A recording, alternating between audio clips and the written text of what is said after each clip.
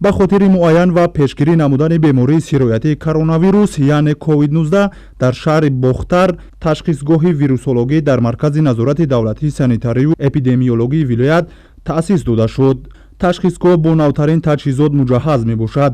кормандон ба хотири мукаммал шудани донишашон дар пажӯҳишгоҳи илмию таҳқиқотии ҷумҳурии Тоҷикистон давоми 10 рӯз барои ташхиси бемории сироятии коронавирус COVID-19 аз курси омӯзишӣ гузаштаанд. ташхисҳои овардашуда бояд дар муддати 5 соат дар яхдончаҳои махсус расонида шаванд ва амин ташхисҳоро кадоме ки амин қабул менамояд бояд мутахассиси омӯзонида шуда бошанд барои дастрас кардани амин озмоишгоҳи вирусологии мо.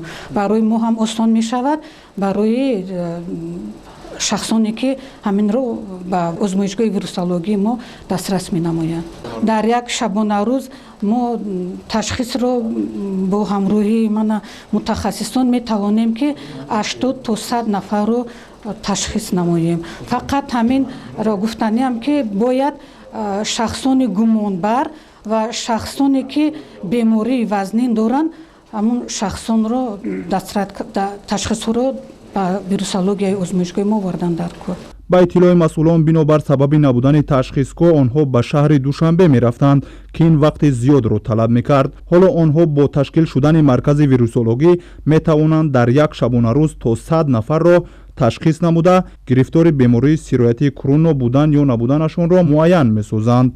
дар муддати 10 рӯз ба дастгирии бевоситаи пешвои миллат ва вазорати тандурустӣ ва ҳифзи иҷтимоии аҳолӣ дар пажӯҳишгоҳи илмии тадқиқотии профилактикӣ як гурӯҳ мутахассисон духтурон ва лаборантҳо аз шаҳри ноҳияҳои кишварамон оиди ташхиси COVID-19 ба воситаи реаксияи занҷирии полимеразӣ омӯзонида шуданд.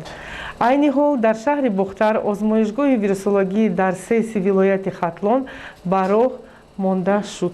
ба иттилои манижа бобоҷонова сармутахассиси пажӯҳишгоҳи илмию таҳқиқотии ҷумҳурии Тоҷикистон онҳо барои сари вақт ва муайян намудани ташхис аз дастгоҳҳои замонавӣ истифода намуда барои беҳтар шудани кор мутахассисони касбиро ҷалб намуданд.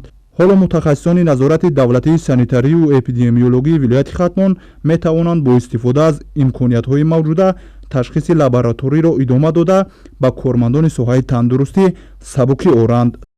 дар илми тиб тавобат бештар вобастагӣ дорад аз ташхиси дуруст.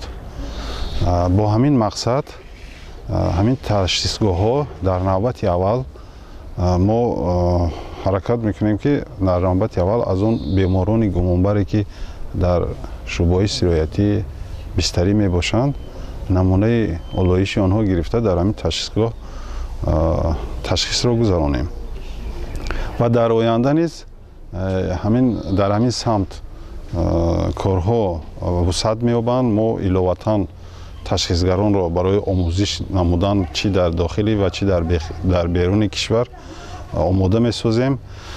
таҷҳизотҳои зарурӣ барои ташхис гузарондан омода карда шудааст ва албатта мо миннатдории худро кормандони соҳаи тандурустӣ пеш аз ҳама ба асосгузори сулҳу ваҳдати миллӣ ва пешвои муаззами миллат президенти кишвар муҳтарами эмомалии раҳмон мерасонем ва ваъда метиҳем ки кормандони соҳаи тандурустӣ дар кадом ҳолате набошад дар доираи шароити имкониятҳои мавҷуда барои ҳифзи сиҳати аҳолӣ таъмини амнияти санитарию эпидемиологӣ шабонарӯзӣ хизмат мерасонад. мутахассисон мегӯянд ин гуна ташхисгоҳ дар шаҳри Кӯлоб низ мавҷуд аст. шумораи сироятёфтагон дар вилоят агарчи афзуда истода бошад ҳам кормандони соҳа ба хотири ҷилавгирӣ аз ин вирус корҳои беҳдоштиро ҷонок намуда истодаанд. ба иттилои масъулин чунин ташхисгоҳ аввалин маротиба дар вилоят дар озмоишгоҳи вирусологии маркази назорати давлатию эпидемиологии вилояти Хатлон гузаронида мешавад. манучер ҳасанов, фахриддин каримов, намузали эргашев, ахбор, шаҳри Бохтар.